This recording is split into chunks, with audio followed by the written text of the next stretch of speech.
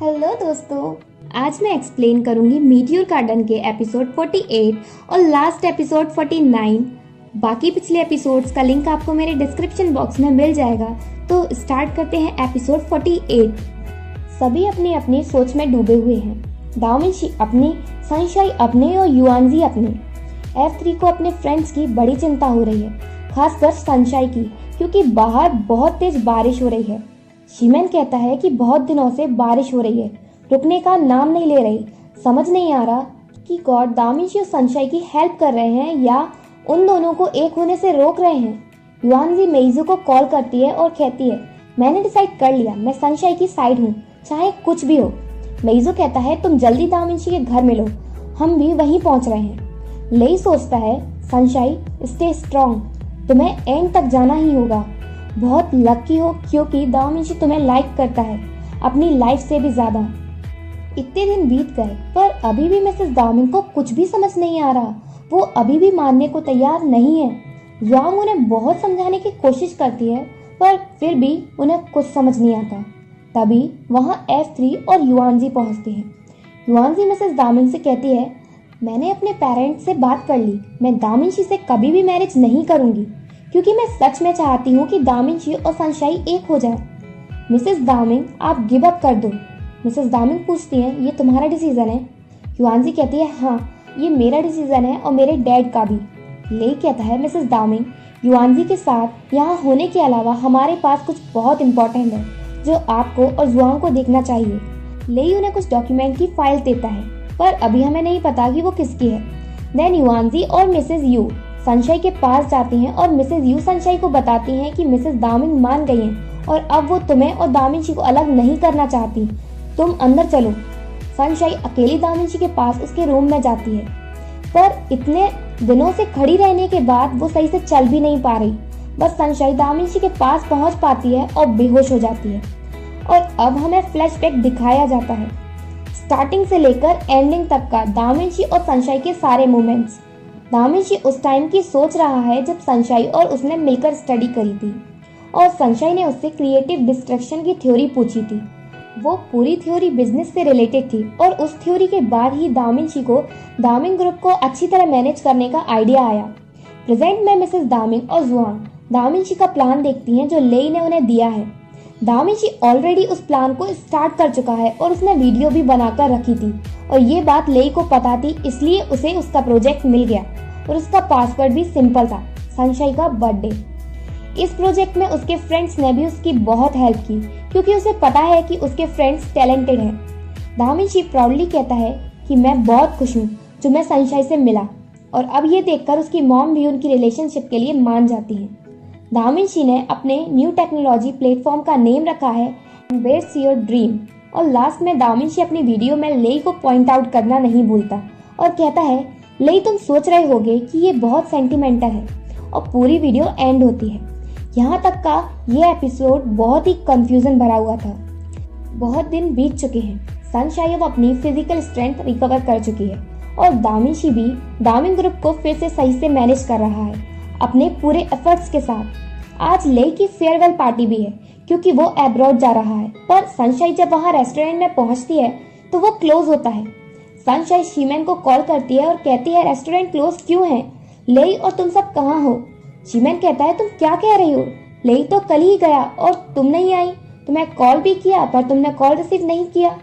Sunshine पूछती है, तो दामिंशी कहाँ है? शीमेन कहता है, दामिंशी तो लंदन गया लेई के साथ। सनशाइन गुस्सा होती है कि वो मुझे छोड़कर कैसे जा सकता है। शीमेन कहता है, लगता है सनशाइन तुम सब भूल गई, तुम्हारा और दामिंशी का ब्रेकअप हो चुका है। सनशाइन कहती है, ये कैसे हो सकता है? उसकी मॉम तो मान गई थी ना जब दामिंशी ने कुछ नहीं खाया था और मैं घर के बाहर खड़ी रही थी। शीमेन कहता है, ये सब कब हुआ? तुमने दामिंशी को रिजेक्ट कर दिया था और उसने युआनजी से मैरिज भी कर ली। सनशाइन कहती है, ऐसा नहीं हो सकता, अभी दामिंशी कहाँ है? शीमेन कहता है, शायद एयरपोर्ट पर मिल जाएगा। जब वो एयरपोर्ट जाने के लिए भागती है तो मिस्टर लियू बीच में आ जाते हैं और उससे टकराकर वो बेहोश हो जाती है। जब उसे होश आता है तो वो खुद को वेडिंग गाउन में देखती है और एरोगेंट दामिंशी से बात करते हुए। दामिंशी कहता है, अगर तुम मेरी बात मानोगी तो मैं तुम्हें अपनी गर्लफ्रेंड बनने दूंगा। सनशाइन इसे अपना ड्रीम समझ रही है और कहती है, इस ड्रीम में तो मैं एरोगेंट और अनोइंग दामिंची के पास वापस आ गई। वो वहाँ से चला जाता है। सनशाइन उसे रोकने की कोशिश करती है पर वो नहीं रुकता। तभी वहाँ मिस जुआंग आती हैं और वो अपनी डांस परफॉर्मेंस देती हैं। इसके बाद सनशाइन के पास जाती हैं और उससे कहती हैं, सनशाइन क्या तुम दामिंची को लव करती हो? सनशाइन कहती है, हाँ मैं करती हूँ। मिस जुआंग वहाँ अपने पावर से दामिंची को बुलाने की कोशिश करती हैं पर वहाँ दामिंची की जगह F3 आते हैं और वो सनशाइन से कहती हैं कि वो दामिंची को दिल से नहीं चाहती, इसलिए दामिंची नहीं आया और अब तुम्हें इन तीनों में से किसी को अपना हस्बैंड चुनना होगा। सनशाइन सरप्राइज होती है। मिस जुआंग वहाँ से चली जाती हैं और एपिसोड 48 यहीं एंड होता है। अब स्टार्ट होता है final episode of meteor garden, episode 49। F3 एक एक करके अपना इंट्रोडक्शन देते हैं। सबसे पहले मेइजो। सनशाइन उसे ये कहकर रिजेक्ट कर देती है कि उससे बड़ी लड़कियां पसंद हैं, यंगर नहीं, और सनशाइन उससे यंगर है। फिर शिमेन अपने आप को इंट्रोड्यूस करता है। सनशाइन तो उस पर भड़क पड़ती है, कहती है अगर तुमने चायू को सैड किया तो मैं तुम्हें कभी माफ नहीं करूंगी। शिमेन कहता है, सनशाइन तुम बहुत अनोइंग हो, मैं सिर्फ मजाक कर रहा था, क्या मैं मजाक भी नहीं कर सकता? सनशाइन कहती है, नहीं तुम नहीं कर सकते। अब लास्ट में आता है ले और वो कहता है, सनशाइन मुझे तुम्हें समझाने के लिए कुछ भी कहने की जरूरत नहीं है।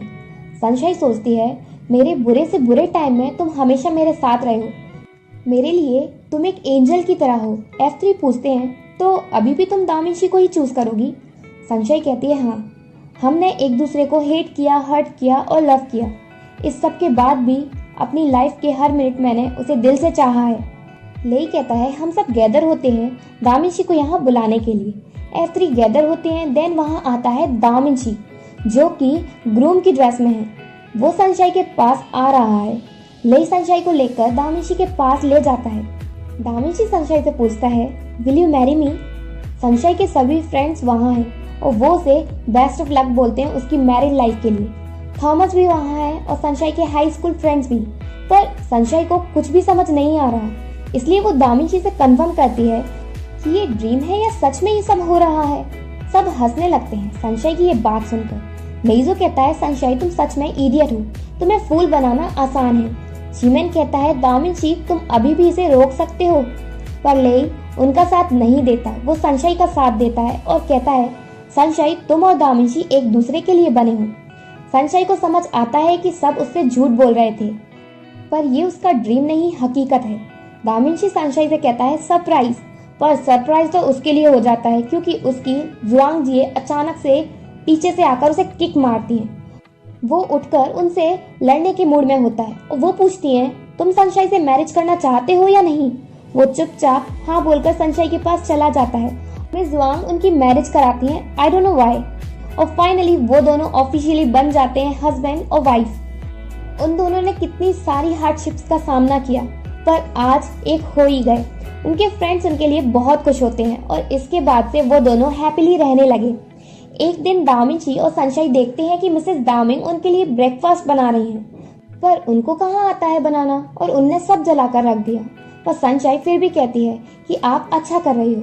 मिसेस दामिंग के बिहेवियर में बहुत चेंज आया है और वो अब सनशाइन को पसंद भी करने लगी हैं। वो कहती है, जैसा भी बना है, पर ये मेरे हाथ से बना तुम लोगों के लिए लास्ट ब्रेकफास्ट है।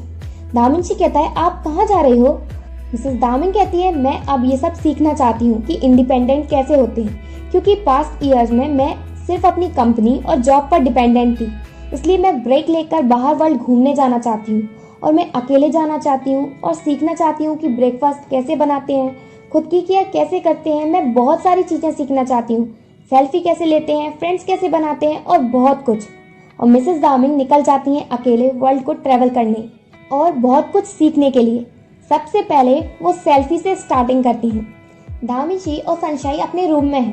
दामिंची सनशाइन के फेस पर लिख देता है 5। सनशाइन कहती है, ये क्या किया?